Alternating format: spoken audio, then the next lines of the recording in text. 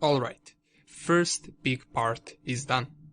But these are just your first steps to mastering endpoint security. There is more out there to research and more useful programs and tools that will help you increase your endpoint device security. Nonetheless, you have a strong foundation now to continue researching further all the topics that we mentioned in this specific section. In this video, let's perform a quick recap before we move on to the network security. As we already know, the main goal or main purpose of endpoint security is to secure and protect our endpoint devices. Whether that being a laptop, a computer, a mobile phone or a server, it doesn't matter. There are different things and methods that we cover to enhance security, starting from installing and enabling an antivirus software.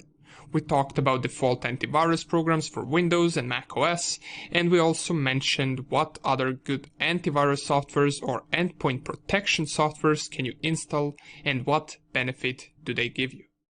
Remember, the important note from these lectures is if privacy is important to you, it's always best to read the privacy policy of all the softwares that you install.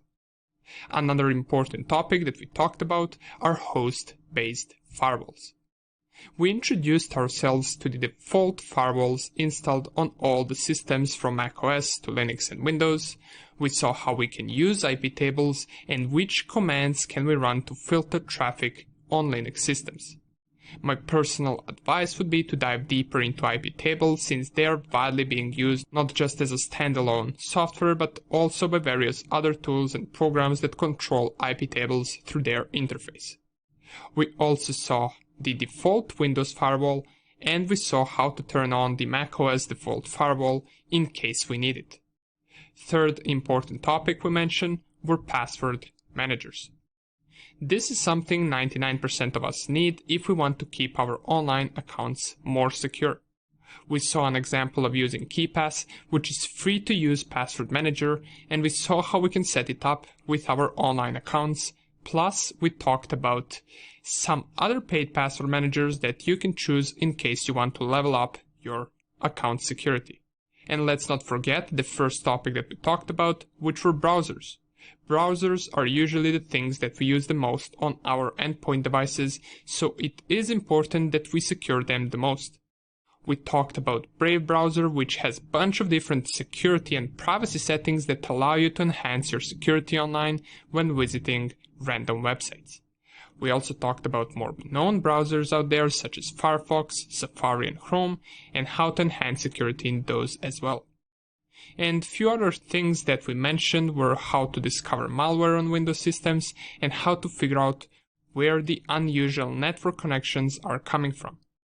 We did all of this with the help of tools such as Process Explorer, Wireshark and Netstat, and we also saw an example of Process Explorer for macOS and Linux systems, which is called HTOP, and at the end we talked about how to securely delete our files in case we don't want anyone to be able to see or retrieve them.